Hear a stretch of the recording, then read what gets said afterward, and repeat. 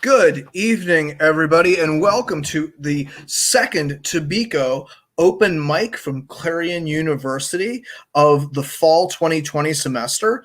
I'm Dr. Damian Dresick. I'm the co-advisor for Tobeco. And it is our great pleasure tonight to present Dr. Christina Fisanick from Cal U.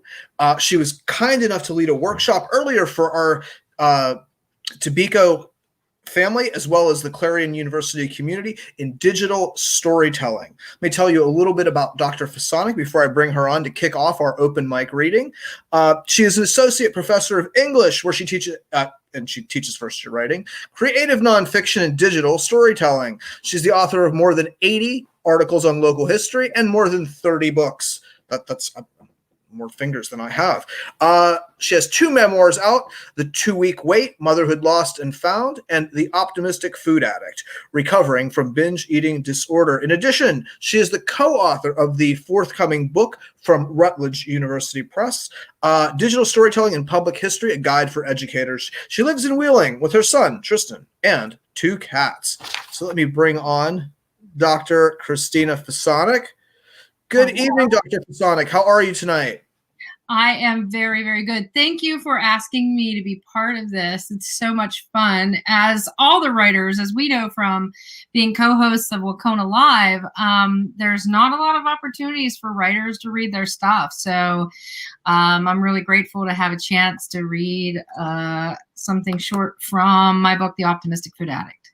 Very cool. We are looking forward to hearing you read this evening. Thank you so much for kicking off Clarion's second open mic of the fall semester. Sure. I look forward, to people joining in and listening to their work. I love listening to writers read. So, all right. Well, I'll get out of here and let you get started. Okay. Thank you. Hello, everybody. So I wrote this book, The Optimistic Food Addict, Recovering from Binge Eating Disorder. And even though it sounds like a self-help book, it's actually a memoir in which I talk about my relationship with food over the years and being diagnosed with an eating disorder, which is a mental health disorder, and so on. This piece I'm reading for you tonight is one of the chapters. It's actually the last chapter of the book, chapter 20. And it's called I Stand Here Scraping, and it comes after a wonderful piece by the awesome writer Tilly Olson called I Stand Here Ironing. And the epigraph is a quote from that piece of hers.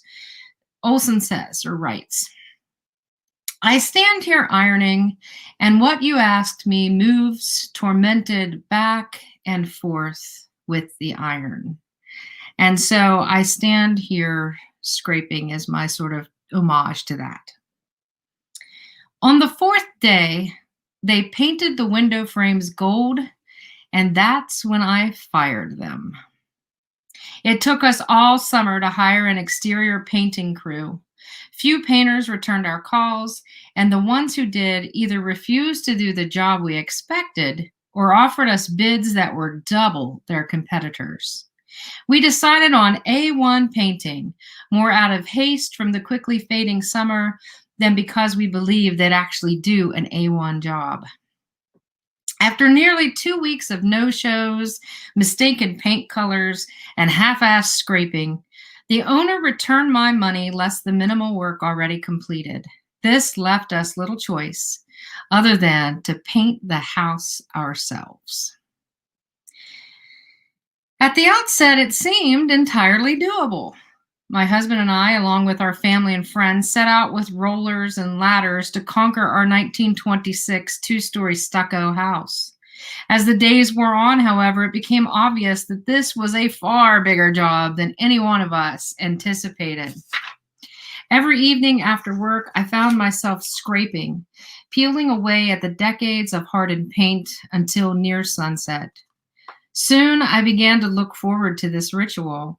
The rhythmic movement of scraping soothed me, but more so, the uncovering of the original stucco, inch by inch, layer by layer, had me hooked. Layer upon layer of old paint yielded to my blade as I etched deeper into the thick coating, down past cream to green to blue to what I think might have been yellow. all the way down to the original stucco. Clean, both smooth and rough. It was as if I was reclaiming the house as my own, removing all the years of others' choices and work to find the house's core as it was before anyone decided to change it to suit their style. By the fifth night, I came to see how my recovery was much like my house's rehab. Recovering from food addiction for me is about getting to my true self, figuring out what my inner me is like, without the imposition of others and without seeing myself through what I imagine their lenses for seeing me might be. As the weeks went by, the methodical scraping was wired into my day as much as my meditation ritual. The rhythms of my arm, hand, and scraper allowed me to think. I worked alone on my side of the house. At first, I thought it was too quiet, and the drumbeat of that day's woes played on in my mind as paint chips flew onto my hair, my clothes, my shoes. But soon I became mindful of the world around me. The sun was warm on my back. It deflected the chill of the breeze, which was strong enough to blow paint dust into my mouth, despite the mask I donned. My goggles were comfortable on my face, but the right lens had fogged, obscuring my peripheral vision. As my gloved right hand worked on a stubborn hump of dried paint, I heard birdsong coming from the pine tree in our front yard. Our mourning doves had long since left their nest beneath our porch eaves, and we missed their song. I dug on, grateful to see a large patch of original stucco starting to appear, its grainy gray surface now exposed to the light and the wind for the first time in nearly 100 years. Each day, I scraped a little more, getting lost in my work. I focused on myself and the old paint for those hours in the fading autumn sun, so grateful for the time to contemplate. Soon, however, it became obvious that the job was too big for us to handle alone. The house was far too big to be scraped, so we hired an experienced painter to help us apply new stucco and to paint the soffit and fascia. He came highly recommended by our good friend, who was an indoor painter. We had met him before, and he seemed knowledgeable about his trade. The day Frankie arrived, we put him to work right away on the stucco. His long hair was tied up in a ponytail, and his wife-beater shirt revealed an interesting mix of tattoos here and tattoos there. I was amazed by his strength. Stucco mixes are heavy, and yet he lifted the container of gray mud to his platform like it was a basket of greens from the garden. I watched as he troweled on the thick mix, first coating the side of the house with a thick layer, then using another trowel to add uniformity and texture. I missed scraping. I missed the hours working in the lingering sunlight.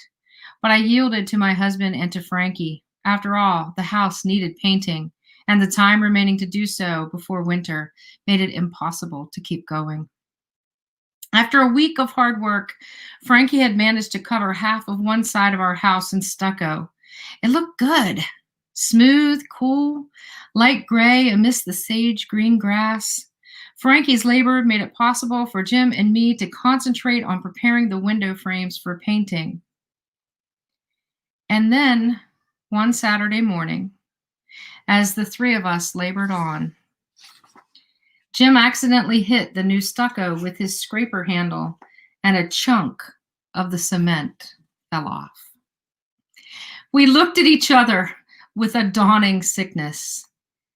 I held my breath as he pushed the blade into the newly formed opening and nearly wept as a sheet of gray stucco as big as my hand flaked off and fell to the ground, shattering into dozens of crusty pieces and sending a gray cloud of dust onto his feet. Within seconds, we had both peeled off an entire wall of the cement laid just days before by Frankie. Jim threw his scraper down into the grimy heap and began pacing, as I had seen him do many times over the years. He was furious. I wondered what he would say to Frankie, who, having seen what happened to his work, kept muttering under his breath, "Oh shit, oh shit." Jim finally spoke, Maxwell shouted, "How can this be possible? How can we hire someone who is a self-proclaimed expert in stucco work and have this happen?" He punctuated his question with stabs into the crumbling stucco. "Have this happen?" Stab, scrape, crash. And this, another dust cloud rose around his feet and slabs of stucco fell to the ground. Frankie didn't answer. He simply shook his head. After a few minutes, he began packing up his gear, and I gave him a very tense ride home. As I said goodbye, he said, sorry about that, and shut my car door. I got back home to find Jim beginning the long and sad job of removing the non-sticking stucco from the surface of the house.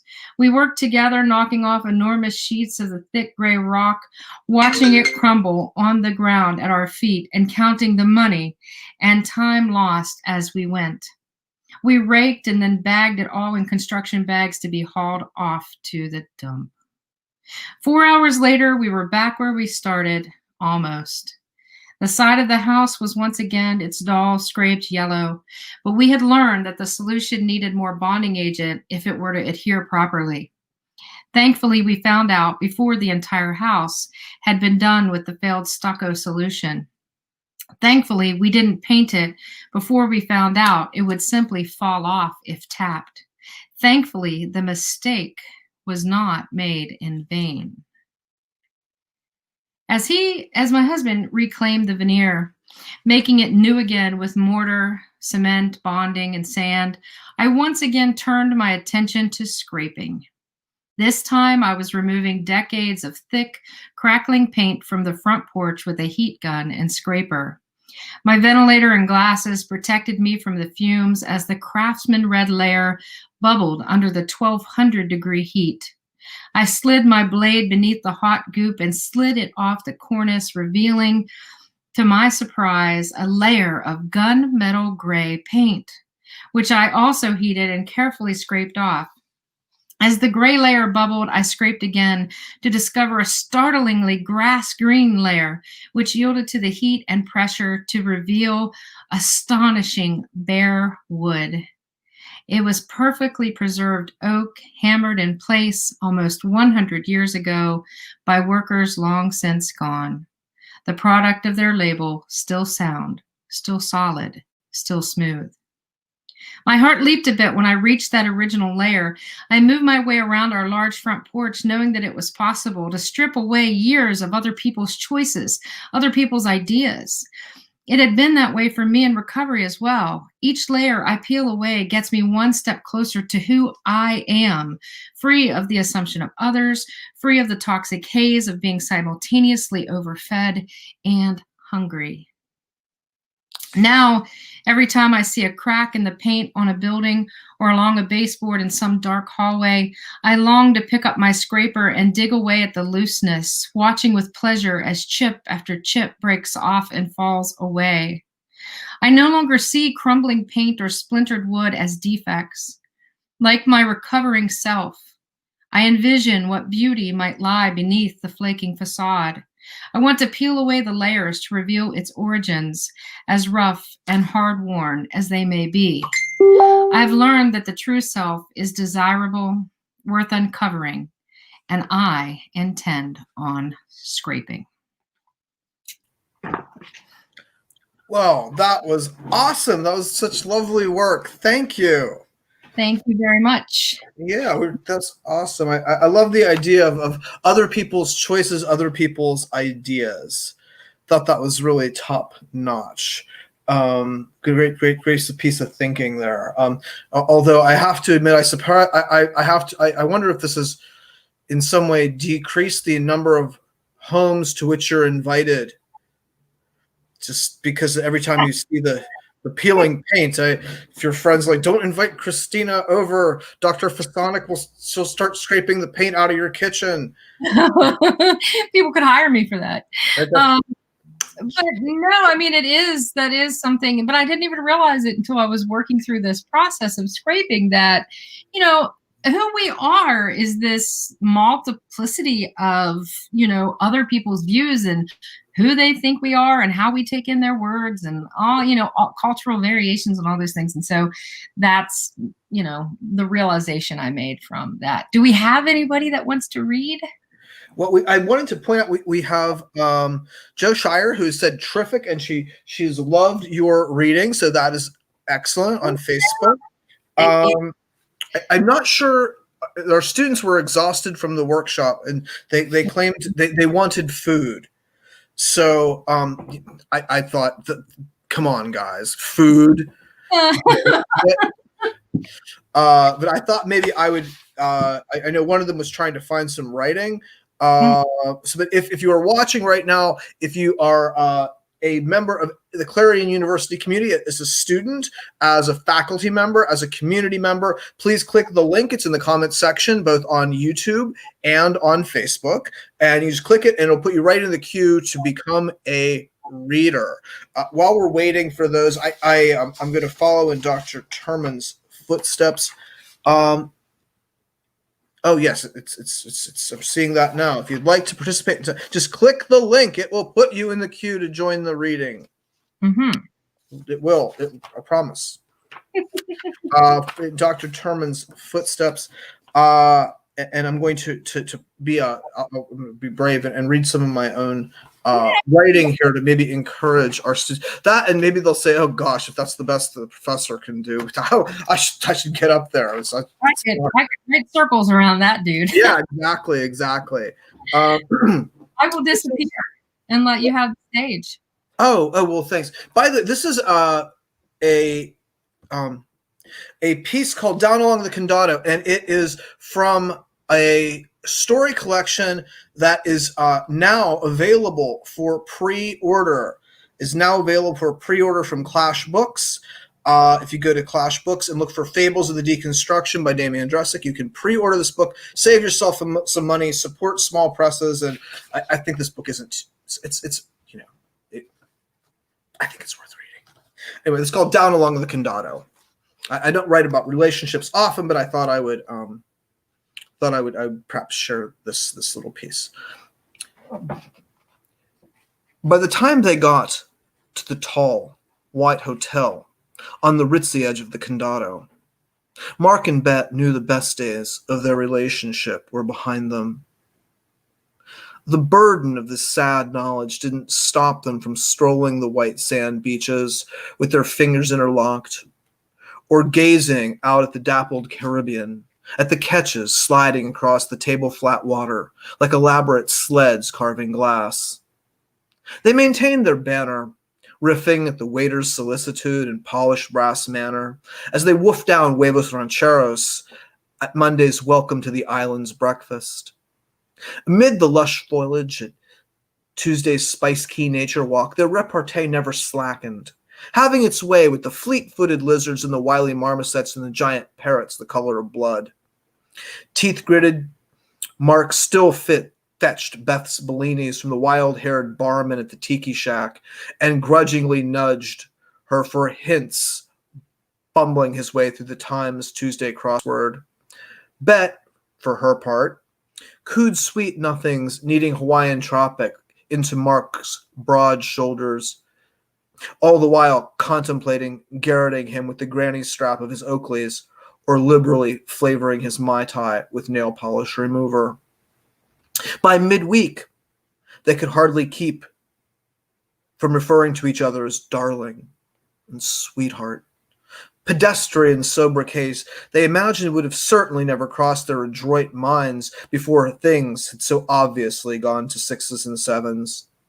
Spooning in a wide hammock stretched between two coconut palms, they nuzzled, murmuring their newfound endearments, minds busy calculating the likelihood of slipping off to the international airport unseen. The weekend was worse. They couldn't even get through a glass of Fumé Blanc without twining their toned arms and sipping from each other's flutes, clandestinely speculating if the thin crystal was robust enough for a meaningful stabbing. By Saturday's eco-tour day trip to Bahia Mosquito, their compulsion to moon and smile at each other from the skiff's opposite gunwales trailed only narrowly behind their burgeoning need to fling the other vestless from the narrow boat into the unvarying drift of the Gulf Stream. By the time Sunday's red snapper was centered on the dinner linen, things had gotten to the point where Mark felt he must speak up, must finally say something that would change things irrevocably, or else go stark raving. Eyes fixed on an empty spot of tablecloth between the shrimp and summer corn bisque and lobster empanadas, Mark steeled himself. After a few false starts, he finally managed to unburden. When the waiter, previously the object of such humor, presented unordered a blazing bananas Foster, not a smile was cracked. Solemnity ruled the small rectangular table like a sultan as Mark waited for Bet to speak. Of course, Bet said. Of course. Her bottom lip edged into the shape of a half moon. Bet felt every imaginable future suffused with passion and joy recede forever in a ruinous blur of veiled acrimony and routine.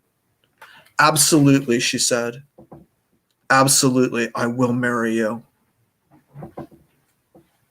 All right.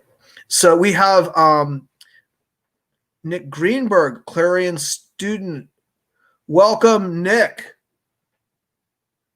Unmuted. Hello. Unmuted. I'm here. You have some reading for us tonight, some creative work. Yeah, I don't have anything that I've written, but I read this poetry collection earlier. It's called Honeybee by Trista Mateer, so I thought I could read a couple of the poems from this that I liked. Absolutely, that would be awesome. I'm going to disappear and let you do just that. Okay. So this one is called The Baker's Lament. You know the way you feel right before the kitchen timer goes off and you pull something fresh and full of cinnamon out of the oven? That moment made up of waiting. Nothing exists but you and the clock and the promise of something sweet and warm. That's how I feel right before you walk into a room, when I can hear your footsteps on the floorboards but you haven't quite reached the door, and in that moment everything is fine. Everything is more than fine. Everything is dusted flower fingertips and your sister's laughter down the hall. Everything is sugar-coated. I know this isn't going to end well, but I don't think it matters. I'm still stuck in that moment right before the timer goes off. Everything is perfect. Everything is fine. So, I forgot to mention this is it's a poetry collection about a relationship that had ended. So all of them are like about her ex. And I have to find another one. It is weird being the only person in the on screen. I feel like I'm talking to myself. Google searches on the verge of a nervous breakdown. Cheap flights. Sometimes I don't feel like a person. Inability to leave my bed. Inability to breathe. Things are moving very slow but also very fast at the same time. Symptoms of depression. How long do I have to sit in the sun before my brain starts working right again? Cheap flights. Can you buy NyQuil in bulk? Top 10 foreign cities to disappear in. Cheap flights. How to explain anxiety to your mother. How to explain depression to your mother. How to explain sometimes wanting to kiss girls to your mother.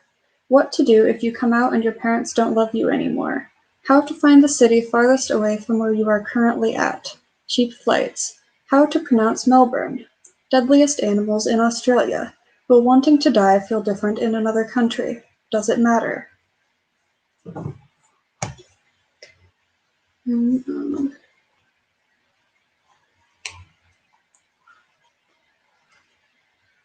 I think that's approximately all of the being perceived that I'm prepared for right now. Yes, hello, thank you.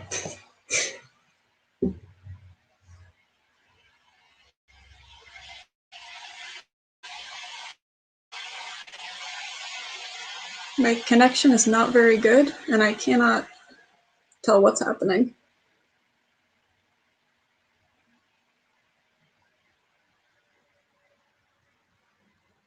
Cannot hear you. It's because I very brilliantly muted myself. That would do it. The telephone rang, and I forgot to take it off. And I was just saying, I love the work that you were just reading. It was outstanding stuff. Really like that idea of time moving so fast and moving so slowly all at once. Good stuff. I love the deadliest animals. I saw that article just a couple of days ago. I'm not scared. I I'll had still to- go. Yeah. I had to also look up how to pronounce Melbourne in order to read the line how to pronounce Melbourne. Good on you. Always good to be prepared. Thank you so much for reading. That was awesome stuff. By the way, so we have another reader coming up. But if you do want to read work by someone else, you're certainly welcome to do that. We now have Clarion University community member, Kirk Wise. So I'm going to bring Kirk on. Hello, Kirk, everyone. how are you this evening? I'm pretty good. Excuse me if a cat jumps on my head or something during this, because I have a few of them wandering around. But I could Better your head than mine, Kirk. I'm gonna get off of here and let you do your thing. Well, I'm here. I'm going to just chime in and read a simple poem that I just actually wrote tonight. I write them almost every night or every day. But this is called Wayward Pollinations. And I just wrote it a short time ago. Not Wayward Pollinations. That was an older poem I wrote. This is Wayward Undulations. In a dreamy sort of way, remembering who I was, walking along the beach with my old memories of love. In the soft and gentle twilight, I could just barely see the waves, with hope in the rising moonlight and the lovers it so often saves. Yet still with a darkened silence, in those endless paths of sand, the wayward undulations of those waves were out of my hands. In the stories of a lifetime, the calling siren of the seas, through breezes long forgotten, as the miracles did as they pleased. And this is just kind of thoughts about what, in a way, to try to encapsulate and encompass what people might think of their past or their past loves and their past lives, set along the beach. And I haven't been to the beach in an awful long time, but it never hurts to imagine. And that's really all I have to say tonight. Okay, well, thank you, Kurt. Thanks for reading. You're welcome. Okay, well, I think that's going to do. I think that's going to do it for tonight's open mic. Please make sure to tune in next month. We are going to believe I have Meg Pokris kicking us off.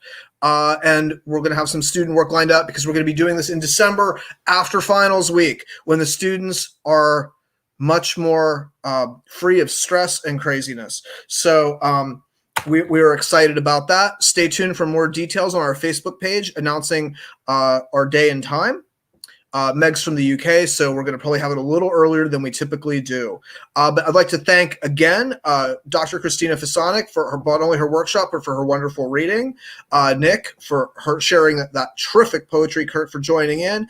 And also, I saw that Jessica from the Watershed Journal chimed in, giving us a thumbs up. And I also want to give Jessica a thumbs up because the Watershed was the place that published the short story that I read. So it's always good to be working with other community members. If you're still in the mood for more literature tonight, please check out Wacona Live. We are celebrating Low Ghost Press, and we've got two Low Ghost writers, Bart and Taylor, this evening. So we're super excited. They both have brand new books from Low Ghost Press. Can't be more excited about that. So if you want more poetry, stick around. Wacona Live, that's Writers Conference of Northern Appalachia. Thanks, everybody. I'm going to pull Dr. Fisanick back in. And thank you one more time for that wonderful workshop and the reading. And you're muted.